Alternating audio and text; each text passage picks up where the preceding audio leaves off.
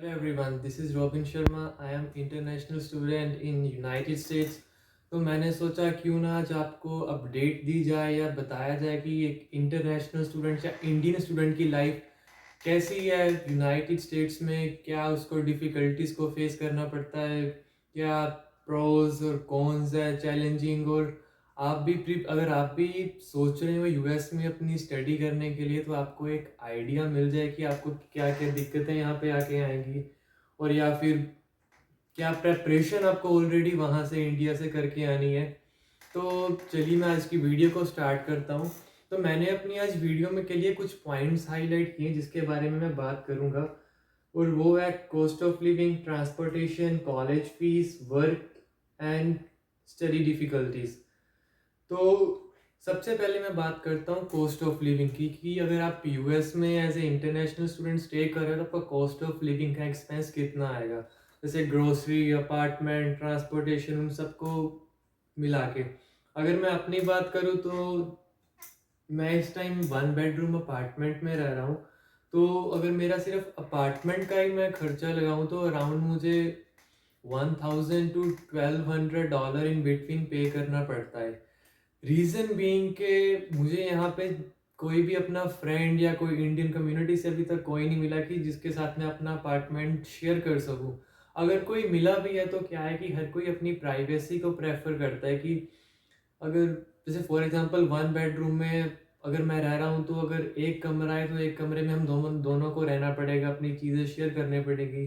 तो यहाँ पे बहुत कम लोग हैं जो प्रेफर करते हैं कि हाँ वो किसी के साथ रह सके, या अपनी शेयरिंग वो आपको यहाँ पे बहुत कम मिलेगा। तो मुझे यहाँ पे आके ये दिक्कत हुई थी कि मुझे कोई ऐसा स्टूडेंट नहीं मिला कि जिसके साथ मैं शेयरिंग में रह सकूँ। अगर कोई मिला भी तो वो मुझे सेम चार्जेस अपने साथ रहने के लिए चार्ज कर रहा था कि जो मुझे अपने एक अपार्टमेंट में पे करना पड़ रहा है। तो मैंने अपना अपार्टमेंट लेना ज़्यादा बढ़िया सोचा। तो इस टाइम मेरे अपार्टमेंट का रेंट, जैसे मैंने आपको बताया कि इन बिटवीन 1000 to 1200 मेरा पे करता है। वो डिपेंड करता है मेरी हर महीने की वाटर यूजेस के ऊपर, मेरी इलेक्ट्रिसिटी मैं कितनी यूज़ करता हूँ, पेस्ट, बिल्डिंग, ट्रैश वगैरह, ये बहुत चीज़ें काउंट करती हैं। तो अगर आप भी यहाँ पे एज ए स्टूडेंट नए आ रहे हो, अनटिल एंड अनलेस आपको ऑलरेडी कोई जानता है, यहाँ पे आपका कोई चाचा ताया मामा ऑलरेडी यहाँ पे रह रहा है, तो आप उनके साथ सेट हो सकते हो। बट अगर आप एज ए स्ट्रेंज पर्सन जिनको कोई नहीं जानता आप यहाँ पे आ रहे हो, तो मेक श्योर कि आप 3-4 महीने का रेंट अपने साथ ऑलरेडी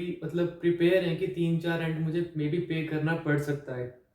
क्योंकि यहाँ पे आके जैसे मेरे को अभी तक साल हो चुका है और मुझे अभी तक कोई नहीं मिला जिसके साथ मैं यहाँ पे मतलब शेयर कर सकूँ या कोई सेटिंग कर सकूँ। इस टाइम मैं ह्यूस्टन टेक्सास में रह रहा हूँ।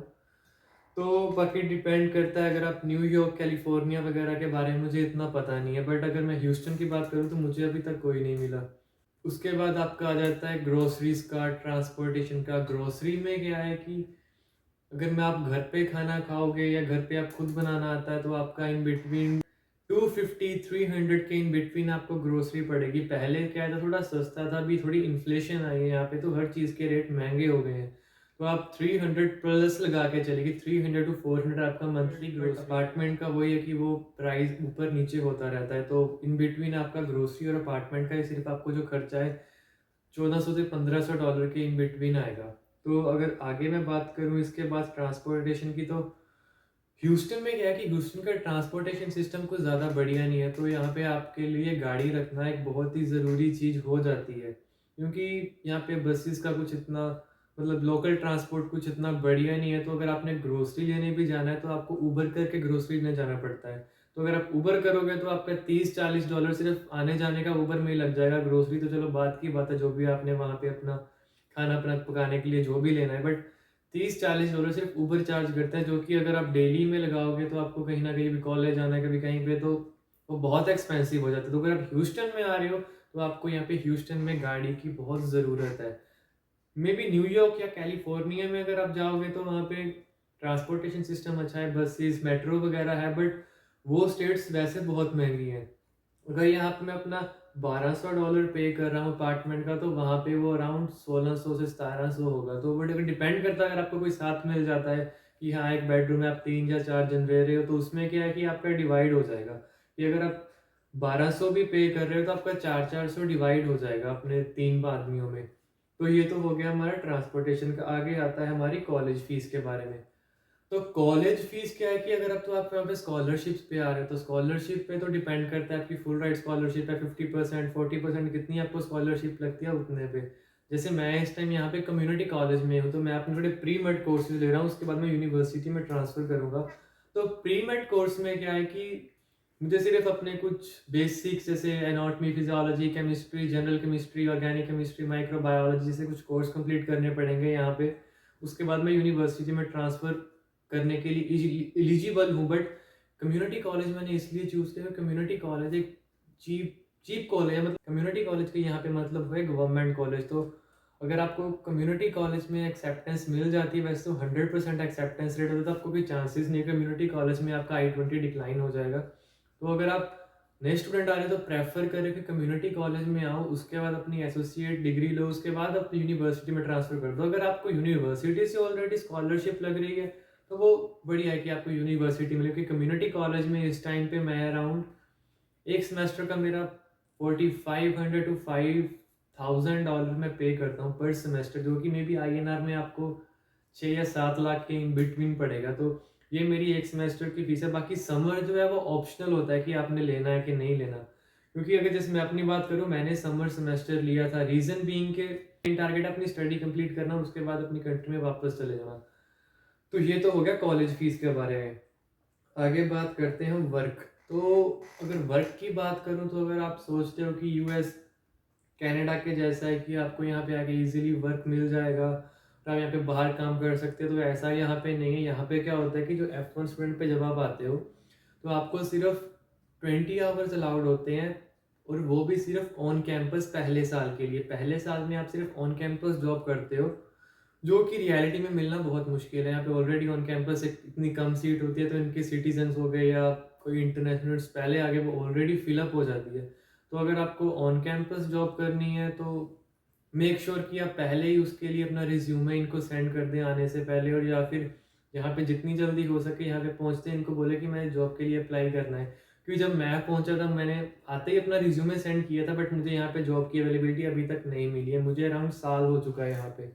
बाकी अगर आप डिपेंड करता है वो भी स्टिल यूनिवर्सिटी से यूनिवर्सिटी, क्योंकि मेरा कम्युनिटी कॉलेज में भी तो हो सकता है कि मुझे जॉब नहीं मिली अभी तक। बट अगर आप यहाँ पे सोचोगे कि जॉब करके आप अपना खर्चा निकाल सकते हो, तो नहीं, वो पॉसिबल नहीं है। जॉब करके आप आपका रेंट भी मुश्किल से निकलेगा, क्योंकि नॉर्मली आपको 10 या 9 डॉलर्स पर आवर मिलेंगे। 20 आवर्स हम लगाए तो 200, और महीने का आपका अराउंड $800 बनेगा सिर्फ यहाँ से। और उसके बाद क्या होता है कि चलो पहले साल आपने कॉलेज में जॉब कर ली, बट जब दूसरे साल भी आपको बाहर किसी भी, आप ये नहीं है कि हाँ अगर आप यहाँ पे एक साल आपका ख़त्म हो, एक साल आपने कॉलेज में एज ए मतलब कि कहीं ग्रो कॉलेज के स्टोर में या बुक स्टोर में या लाइब्रेरी में कहीं पे जॉब की, बाहर भी आप ऐसे भी रैंडमली कहीं पे अप्लाई कर सकते हो। नहीं, ऐसा बिल्कुल नहीं है। जो आपकी बाहर की जॉब होगी वो भी आपकी स्टडी के रिलेटेड ही होगी। फॉर एग्जांपल यहाँ पे चीज़ होती है OPT and CPT। OPT optional practical training, CPT circular practical training. तो उस आपको बाहर जॉब करनी है तो उसमें जैसे मैंने आपको बताया कि आपको अपने DSO से परमिशन लेनी पड़ेगी, कि आपका DSO आपको परमिशन देगा कि हाँ कि इस बंदे ने एक साल ये हेल्थ साइंस का या किन्जियोलॉजी या बिजनेस मैनेजमेंट XYZ कोई भी कोर्स किया है, वो भी इसमें प्रैक्टिस करना चाहता है और उसे वहाँ पे बाहर कंपनी जॉब दे रही है। तो उसके बाद वो आपको जब परमिशन देगा, उसके बाद आपको यहाँ पे सोशल मिलेगा, और सोशल के बेस पे आप बाहर जॉब कर सकते हो। बट आप ये नहीं है कि हाँ रैंडमली कहीं भी स्टोर पे गए और आपने बोला कि मुझे जॉब चाहिए, नहीं। यहाँ पे इंटरनेशनल स्टूडेंट को ऐसे जॉब अवेलेबिलिटी नहीं है। ऑस्ट्रेलिया, कनाडा, यूनाइटेड लंदन वगैरह में भी आप बाहर जॉब कर सकते हो ईजिली। वो इतना मतलब स्टूडेंट पे लोड नहीं होता कि हाँ कि मैं अपनी फीस कैसे निकालूंगा, अपने खर्चे कैसे दूंगा। बट अगर आप US में आ रहे हो तो मेक श्योर कि आपके पास एक वेल इनकम, मतलब कि आपके पास वेल सेव मनी आपके पास ऑलरेडी इंडिया में है।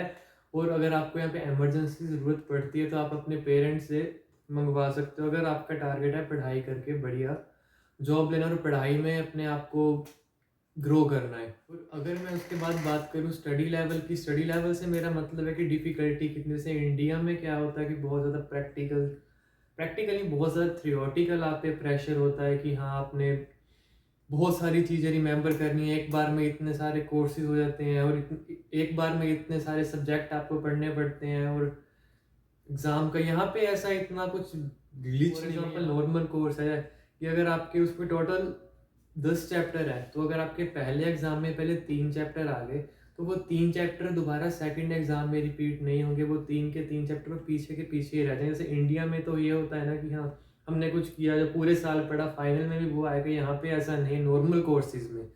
अगर आप साइंस कोर्स ले रहे हो, जैसे मेरा इस टाइम एनाटॉमी एंड फिजियोलॉजी जो कोर्स है वो चल रहा है, तो उसमें क्या है, उसमें सेम वैसे है कि जैसे मेरे अराउंड 20 चैप्टर है, मुझे फाइनल एग्जाम में 20 चैप्टर्स का पेपर आएगा और उनमें मुझे मतलब पेपर्स भी यहाँ पे एमसीक्यूज होते हैं, आपको कुछ रिटर्न नहीं करना पड़ता। अगर आप रिटर्न भी करते हो, हैंड रिटर्न नहीं होता, वो आपको माइक्रोसॉफ्ट में पीडीएफ वगैरह में अपनी असाइनमेंट्स वगैरह बना के इनको सबमिट करनी पड़ती है। तो जैसे मैं एग्ज़ाम्स की बात कर रहा था, तो अभी एग्ज़ाम में क्या है कि जब आप कोई भी हेल्थ एंड साइंस का एग्ज़ाम लेते हो, जैसे कि college level higher level of course होते हैं, जबकि फाइनल एग्ज़ाम है वो भी आपको 2 एग्ज़ाम देने पड़ते हैं एक दिन में। 2 का मतलब हो गया कि एक आपका होता है प्रोफेसर का एग्ज़ाम कि जो आपके एक टीचर ने पेपर बना के दिया है, दूसरा होता है डिपार्टमेंट का एग्ज़ाम। यानी कि जो एक डिपार्टमेंट आपका एग्ज़ाम लेके, क्योंकि प्रोफेसर और डिपार्टमेंट दोनों कंफर्म करते हैं कि हाँ स्टूडेंट इस कोर्स को पास करने के लिए कैपेबल है या नहीं, या वो पास कर सकता है। और पास से क्या है कि अगर आप सिर्फ पास कर रहे हो तो वो भी कुछ अच्छी बात नहीं, क्योंकि अगर आपकी जीपीए बढ़िया नहीं है, आपने सिर्फ कोर्स पास किया, वो किया ना किया एक बराबर है। तो मेक श्योर कि अगर आप यहाँ पे पढ़ाई कर रहे हो तो अपनी जीपीओ को 3.0 से ऊपर रखना।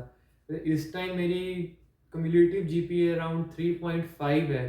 फर्स्ट सेमेस्टर में मेरी जीपीए ड्रॉप गिर गई थी। ड्रॉप गिरने का रीज़न मेरा ये रहा कि मैंने बहुत लास्ट में इनरोल किया, मेरी इंग्लिश क्लास छूट गई, तो लास्ट में मुझे थोड़ा, क्योंकि यहाँ पे प्रोफेसर्स पे भी डिपेंड करता है कि आप कैसा प्रोफेसर पिक करते हो। जब आप अपनी क्लास देखते हैं, आप एक रेट माई प्रोफेसर करके वेबसाइट है, वहाँ पे आप अपने प्रोफेसर के लिए रेटिंग चेक कर सकते हो। तो जैसे कि मैंने जब इंग्लिश की अपना कोर्स लिया था, वो लास्ट क्लास थी, एक सीट अवेलेबिलिटी थी, तो मुझे वो लेनी पड़ी। और जब मैंने उस प्रोफेसर की रेटिंग चेक की तो उसमें प्रोफेसर को सिर्फ एक स्टार भी मुश्किल से मिला था। तो उसी क्लास में मेरे को सी ग्रेड मिला, यानी कि मेरे उसमें अराउंड 76 परसेंटेज थी, तो मुझे उसमें सी ग्रेड आया। बाकी में मेरा ए बी इतना ही था, और उस सी की वजह से मेरी परसेंटेज 3.5 पे आ गई। अगर वो सी नहीं होता तो मैं इस टाइम स्टिल 3.7 जीपीए पे होता, बट स्टिल 3.5 कुछ बुरी जीपीए नहीं है। तो आपको मतलब मैं ये बताना चाहता हूँ कि अपनी जीपीए को 3.0 से नीचे मत गिरने देना। अगर आपकी 3.0 से नीचे गिर गई तो कल को आपने यूनिवर्सिटी में ट्रांसफ़र करना है, वहाँ पे एडमिशन लेना मुश्किल होगा, स्कॉलरशिप तो दूर की बात है। तो ये आपका हो गया स्टडी लेवल के बारे में। तो ये कुछ चीज़ें थी मैंने आपके साथ शेयर की, cost of living, transportation, college fees, work, study level. तो अगर आप भी यूएस आने की प्लानिंग कर रहे हो, तो जो एक मेन चीज़ मैं हर किसी को बोलूँगा कि अपने दिमाग में रखना, पढ़ाई, वर्क, कॉलेज, स्टडी सब कुछ बाद में आता है। मेक श्योर कि आपके पास एक वेल सेव्ड मनी है, क्योंकि इमरजेंसी में आपको किसी भी टाइम यहाँ पे पैसे की ज़रूरत पड़ सकती है और खर्चा ज़्यादा है यहाँ पे। और यूएस एक मोस्ट मतलब वर्ल्ड की एक्सपेंसिव कंट्रीज़ में से एक कंट्री है। तो मेक श्योर कि आप अच्छी अमाउंट सेव हो आपके पास, आपके पेरेंट्स और आप अपने मेंटली वेल प्रिपेयर हो कि हाँ, कि अगर आप पढ़ने आ रहे हो तो मेरे को किसी भी टाइम पैसे की ज़रूरत पड़ सकती है। तो आज की वीडियो के लिए इतना ही। नहीं, अगर आपका कोई और क्वेश्चन है तो आप कमेंट बॉक्स में ड्रॉप करना, मैं वीडियो के ज़रिए आपको ज़रूर बताऊँगा। Thank you. Thanks for watching this video.